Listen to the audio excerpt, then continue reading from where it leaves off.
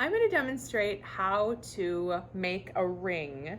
I'm going to demonstrate how to cut it apart and then actually how to solder it together. So technically what I did is I went over into the tool cabinet and I grabbed the ring sizers, and I actually found the one that fits whichever finger I'm going to make the ring for. And this particular time I'm going to make it for my ring finger. I happen to be a size 8.5. So if you actually look at this, it says 8 and there's a dash next to it. That means half. And literally it goes from like size 1 all the way up to size 15. So you just have to find the right size for your finger. Once you've done that, you're going to need to use your yellow ruler. And if you look at this, what I'm making right now is I'm making a ring shank. And I have to measure from the 0, or actually from past the 0, the end of the ruler, to an 8.5. And if you look at this, it goes every other mark is an even number mark. So technically I am in between 8 and 9, and 9 is this little mark right here. So I'm an 8.5, which is going to be in between. And again, I have to go from the end of the ruler to the 8.5. And if I actually take my piece of metal, you'll notice that I marked that already. So I took a ultrafine Sharpie and I made a little mark on my piece of brass, and then I'm going to make it whatever thickness I want to make my ring.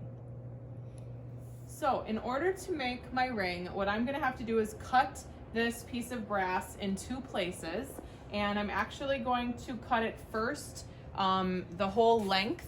And what I'm going to do is I'm going to place it on the shear.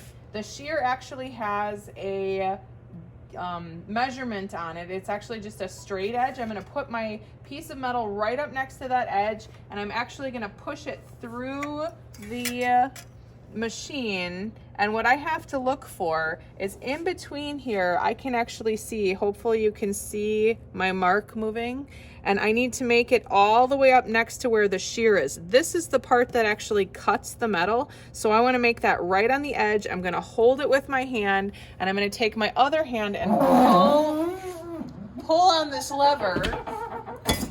And what's going to happen is the piece of metal was deposited in the back. So now I have my length, and then what I need to do is I need to cut the little part off. So I'm going to do that again in order to get the thickness that I want. What you do need to realize with this shear is, number one, I'm actually using an 18 gauge piece of metal, which is as thick as I can cut on this shear without wrecking the shear. And it's why it pulled a little bit hard, because technically it took me a little bit to get that out. So I found my piece for my ring. The next thing that I'm going to do is actually prepare it for soldering. And what you'll notice too is I actually have this big bulky, it's like kind of this cute little shawl on today, but I want to make sure that I don't like burn myself when I'm in the soldering booth. So I'm going to have to take this off and put on an apron, and I do have my hair up, and I eventually am going to be wearing my safety goggles when I'm in the soldering booth. The next step in making my ring is I actually want to file the ends of my piece of metal, and it's best if you go along the edge, and sometimes you can see the file is getting a little bit stuck. Eventually, when the little burr, because what happens when you cut with the shear is it creates like a pinched off area. It's sometimes also called a burr.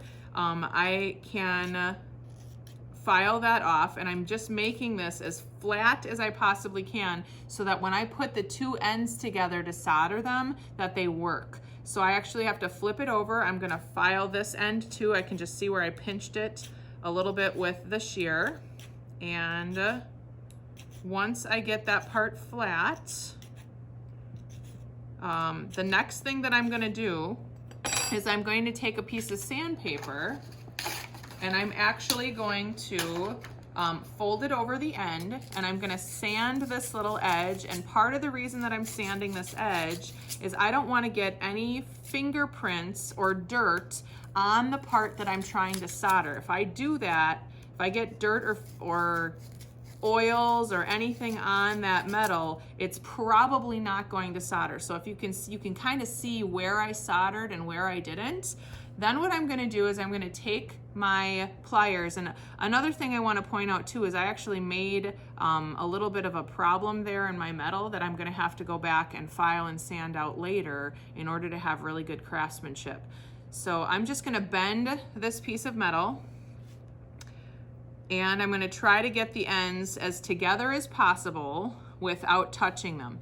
Technically, if you'll look at this too, I bent it over the top of, one is over the top of the other one, and then I'm going to pull it back, and I want to make sure like it has to be completely flush. What that means is if I have the metal right now, it has to be completely together so that there's no gap. Like you can see there's a little triangle between my fingers. There has to be no gap between the metal, and it also has to be completely flush in another direction in space as well. I can't have it off center. So what I need to do is I'm gonna need to take my pliers and I'm gonna need to adjust this so that those seams are directly across from each other. And it is going to take a little bit of force in order to do that. And I'm just gonna keep bending it back and forth until I get it correct. And it does, you can see it's taking a little bit of time in order to get those back and forth. Sometimes, if you're not strong enough to do it, you can actually ask a friend in class to help you manipulate that where you need to go. So here I have mine together, and I'm not touching, notice I'm not touching where that little seam is. I'm actually gonna take this over to the booth, and then I'm gonna get it ready for soldering. So the next thing that you need to know about soldering is, first of all, I have my hair tied up, I've got an apron on, I don't have any loose clothing, I really should be wearing safety glasses, and I am gonna put these on to set a good example for safety, because we don't wanna have any burns or any other problems in that department. So if you look at solders, technically there are 4 different types of solder. There is hard, medium, easy, and extra easy. And literally they are labeled. It's really hard to see this one right here, but that is an H, here's an M, here's an E, and here's an X. They melt at different temperatures. Hard melts at the highest temperature, so we always want to start soldering with hard solder first and move our way down. Generally speaking, there are a couple of processes where you don't start with hard, but that's very, very rare. Normally we always start with hard when we solder, just because we don't know how many solders we might have to do, and that way the solder won't come apart when we heat another part of the piece. So I'm going to take my piece of solder, and I'm going to, again, sand the solder, and the reason that we do that is literally we want to clean the solder off. We don't want to have any, like you can see where I'm not going to use the solder, I'm holding it with my fingers, but you can also see where I sanded. I'm getting all the dirt and oils off of the solder. So when you're soldering, you're going to want steel tweezers, your flux brush, your solder, your piece obviously, and because this is a ring, I want to put it in this contraption that's actually called a third hand. Part of the reason it's called a third hand is because I've got my 2 hands full, and now it's actually holding the piece for me, which is really awesome. It's pretty slick, right? So the next thing that I'm going to do is I'm going to turn on my torch, but I'm going to make sure that I turn on my fan so that all of the extra gas is going out of the room. The next things that I'm going to do is I'm going to cut my solder. But before I do that, I also want my flux brush from my toolkit, and I'm going to come over here, sit down. I'm going to grab the flux that is for the whole class, and it's kind of shared in between different areas. And I'm taking a little bit of the flux and I put it onto my flux brush, and I'm literally going to flux the entire piece, because now when I solder this, I want to make sure that the solder flows, so I have to put flux on the whole piece. Both sides of everything that you're soldering should be fluxed completely. Then what I want to do is I'm going to take my solder and I'm going to cut little tiny pieces of it, and I'm going to use the top of my toolkit tin in order to catch those little pieces of solder. I don't want to pre-cut this solder. I actually want to leave it in a whole form. It's much easier to handle if it's in this flat form. So I'm going to take my tin snips, and I'm just going to cut the solder vertically, and you can see I cut like 4 or 5 different times. Then I'm going to cut it horizontally. So I actually almost compare this to cutting like you're cutting fingers into the solder. And then I'm going to take the tin snips and I'm just going to probably only cut one little line of solder. And right here you can see there's little pieces of solder in here. There's 4 little pieces. I probably only need 2 or 3, but it's good to have an extra few, just because when you take your flux brush and you try to set that solder down on there, sometimes when you're heating the piece, some of the solder pieces might pop right off as you're trying to dry the flux, because what happens with the torch is the torch actually, while you're heating this, is heating that flux so quickly that it's actually boiling the liquid that's inside the flux. And what happens is sometimes the solder pops right off. So you just want to be really careful with that.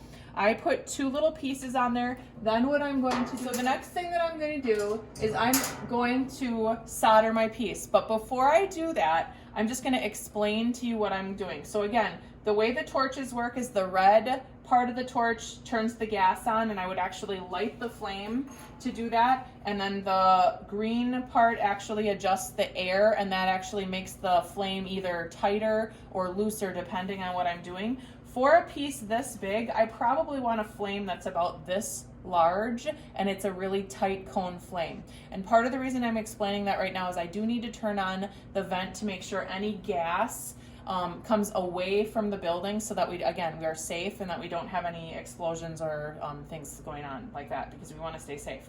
So one moment, I'm going to turn the vent on, and then I'm going to actually dry the flux first so that it gets like that bubbly area. And I'm technically going to take a really loose flame to dry the flux slowly so that those solder pieces don't pop off. And then I'm going to change the torch flame to the soldering flame, and what you're going to see me do is I'm going to actually have to face this direction, and I'm going to go in a circular motion until the solder has completely melted. As it's starting to get hot enough, I'm also going to go underneath here in order to drag the solder from where it is right now on this part through to the bottom, because solder always wants to follow the heat, and so it's going to pull it through down to the bottom. Another thing that I want you to notice about this too is that literally I put the solder in a place that is held by gravity. So I put the solder in between and on top, because gravity is going to pull it onto the piece. And again, it's flat, so it doesn't actually slide, because the gravity will affect something when it's on an angle as well.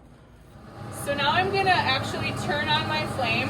So I turned the red gas on, I lit it with my striker, and then I'm going to adjust this flame until it's kind of loose right now.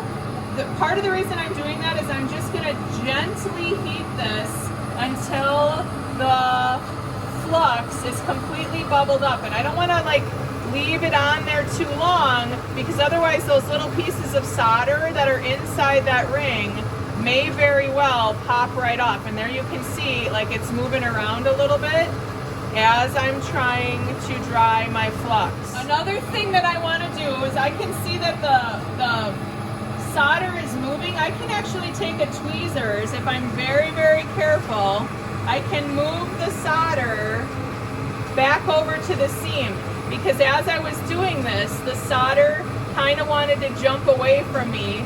So I'm just heating it a little at a time, and I'm trying to keep the solder over where I need it to be so that the seam actually gets completely soldered together. Part of the reason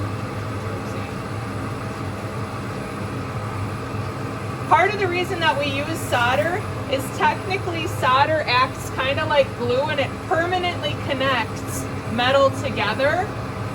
So here you can see I've bubbled up the flux and the solder's not moving anymore. So there's still a little bit bubbling over here, so I'm just going to make sure it's all white and crusty. And then I'm going to change my flame, and what I'm going to do is turn the light off so that you can see that my flame needs to be really tight. And again, I wanted about a 2-inch flame for this, so I'm going to just go in a circular motion until my solder melts, or until basically what'll happen is that flux is going to go to a clear, and then I'm going to be able to see the metal almost kind of dances, and I can go from underneath too. So I'm just going back and forth because I'm trying to compensate the heat in order to pull this solder through. And I'm gonna need, I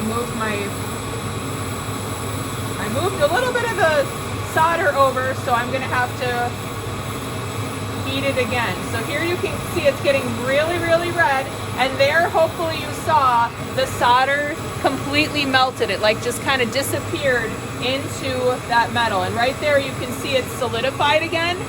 I'm going to turn off my torch, and I also turned off the vent.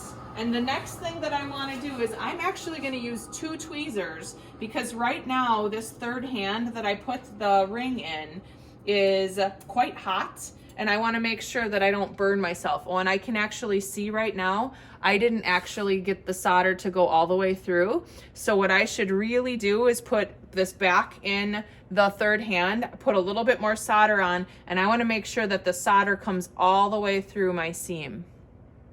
I put the extra solder on because my ring didn't totally get soldered, but there's already flux on my ring, so I didn't put any extra flux on my piece. I am going to be careful how I heat this though, because I want to make sure that I don't accidentally, with the force of the air, blow the pieces of solder off of my ring. So I'm actually going to go, if you look, I'm just going back and forth on the bottom, well, and I also go around the ring partly to get it all heated at the same time. It's called compensating the heat. And so I'm just going to go until these pieces of solder melt, and you'll actually see them disappear. And hopefully right there you saw that it disappeared. I'm going to pick this part up. It's not actually hot, and I can see right here that the solder went all the way through, and now this seam is completely shut. After I've pickled this, I want to make sure that I sand that completely off. All I should see is one tiny little line of solder. I shouldn't see this big circular thing of solder. That's bad craftsmanship. Now that I've got my piece in my hand, I'm going to take it. I'm going to make sure that I'm quenching my piece. Now it's actually like cool enough that I can touch this. You could also use the tweezers, and you can have, like, when you have it in here, you can use the tweezers, and if you're coordinated enough, you can take it out with the tweezers and then quench. So there's 2 different ways that you can do that. You do want to be careful. Sometimes if you're heating a long time, this base may get hot, so you have to think about where you're heating and how long you're heating so that you don't burn yourself by accident. If that does happen, run your hand under cold water right away, and we do have Band-Aids for you just in case. I have my ring, and then I'm going to take it and put it into the pickle, and I'm going to wait about 10 minutes. After that, all of the flux and the fire scale should be off of my ring. I'll then take it out with the copper tongs, wash it and dry it, and then I'll show you how to actually bend it round, because we obviously can't wear that scrunched, weird oval looking shaped ring. So now I've got my piece out of the pickle, and I've rinsed it with water, and I'm gonna actually dry the piece, because technically I should not have any water on my steel tools in the back, because they will rust and then we won't be able to use them. So I've got my piece. I'm gonna walk over to the area where I can use the ring mandrel, and we're gonna pound it round. Technically, normally the ring mandrels, because we don't use them all the time, they're normally over in this corner cabinet. So we're gonna have to open the corner cabinet, get the ring mandrel, put it in a vise, and then we're gonna pound it round with a rawhide mallet. So now I have my rawhide mallet, my ring mandrel, and I've got this really large vise. I'm gonna put my ring down. While I put the ring mandrel in the vise, I wanna tighten it. And I actually have these pieces of cardboard in there, just because there's teeth on this vise, which is really good for gripping things, but I don't want to wreck my mandrel, so I want to make sure that those pieces of cardboard are on there. Then what I'm going to do is, I can see that I can't move it anymore. I'm going to take my ring, and I might actually have to bend this a little bit more round before I can get it on. So sometimes I've made my ring where it doesn't fit on the ring mandrel. What I can actually do is take my rawhide mallet, and I have to be careful not to hit my fingers, but I just made this a little bit bigger so that now it fits on the mandrel. And what I wanna do is I'm just going to take this and I'm gonna continue to pound it round, and it'll continue to slide down the ring mandrel as I do this. And I'm just gonna push it down there, and then I'm gonna actually take my hammer and I'm just gonna pound it round until it's completely rounded. Then what I wanna do is I'm actually gonna take it back off, flip it over, and I'm gonna hit it again. And part of the reason I'm hitting it again is I wanna make sure that I didn't accidentally taper my ring so that it's like smaller on one part than another. And even though I made this, so this is a good example, I did make this 8.5, but because I didn't allow for how thick the metal was, it actually doesn't totally fit my finger right now. This is actually another really excellent thing. We're gonna take a different hammer and we're gonna stretch this ring so that it fits my finger.